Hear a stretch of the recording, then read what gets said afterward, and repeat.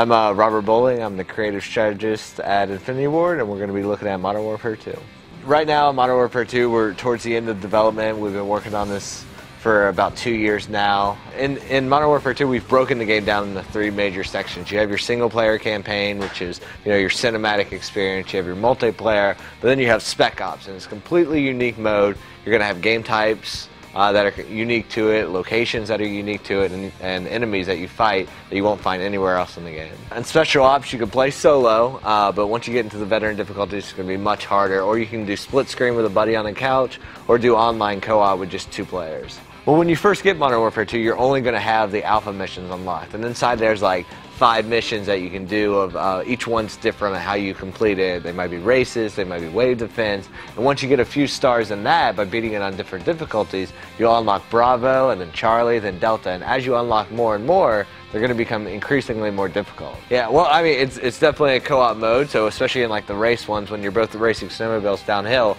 you're both trying to cross the finish line, but of course you want to get there faster than your buddy, so you can shoot him up, make his screen all bloody, try to get him to crash into a tree or something.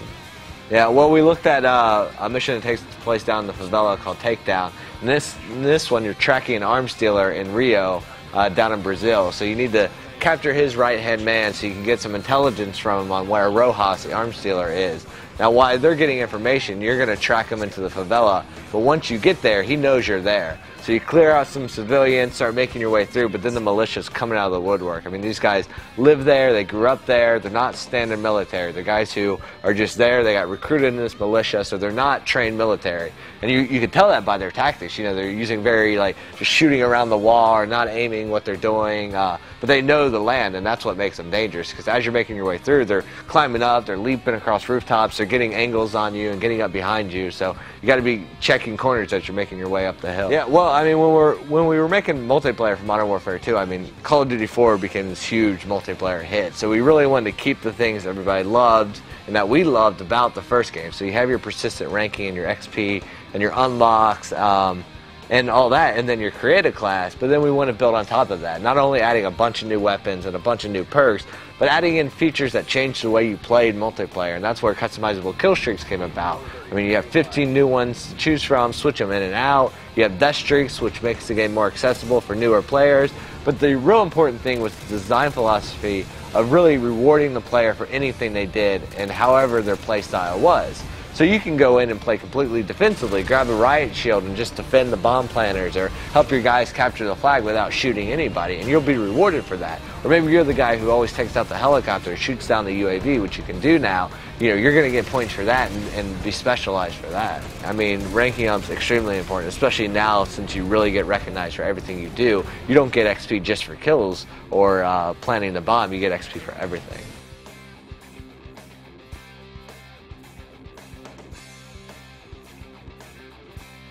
We haven't announced anything about fan favorites coming back, but I mean, there are a lot of cool Call of Duty 4 maps that we all love.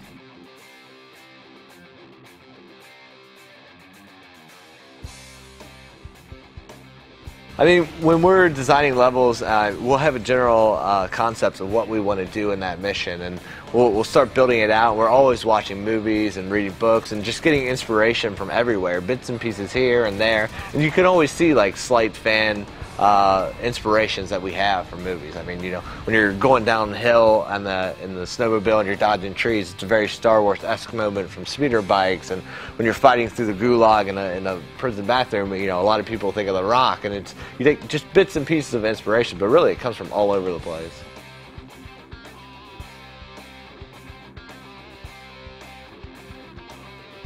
Well, yeah, well, I mean, with Modern Warfare 2, day one, we're going to have 14 million people who are essentially veterans at the game. So the learning curve for a lot of people is much less. So if you're new to the franchise, you really want that ability to get in there and have fun. So death streaks are a cool way to make it accessible for newer players, but can't be abused by the more veteran players. So it's a very rare basis. I mean, you seriously have to need the handicap to get in there. So if you get you die 4 times in a row without ever getting a kill, you're going to be awarded this death streak, which gives you a helping hand. Basically puts you in the fight, but isn't going to make you overpowered compared to somebody who has a lot of skill.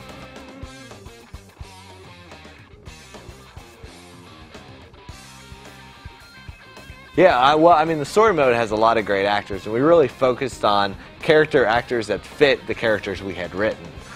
So we focused on that. We have a lot of good people in there, and then we also have a lot of really good cameos throughout Spec Ops and multiplayer that you're going to hear in Batter Chatter, but I don't think we're going to be revealing those. Those are Easter eggs we won't ever call out in the game. Like, they'll never be called by their character name or anything. You're just going to have to pick it up.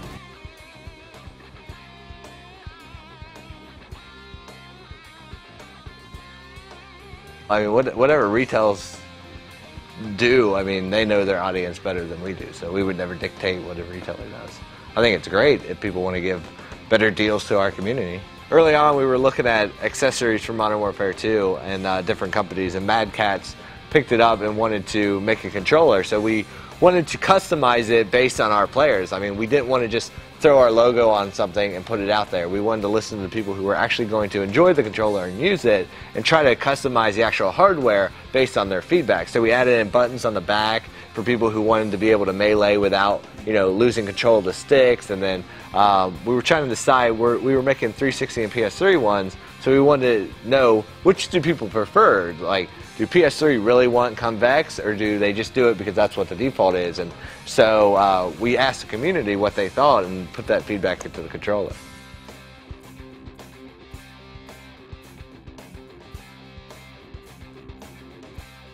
We listened to a lot of feedback from our community on what they wanted from the collector's edition, and a lot of them, you know, they wanted to peep into people's windows. So we thought, how could we come up with a collector's edition that not only represented the game, but also represented our community's need to be perverts?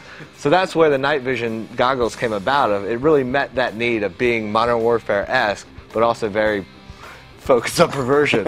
It's an important consideration. Yeah, well, you know, we want to appease our fans.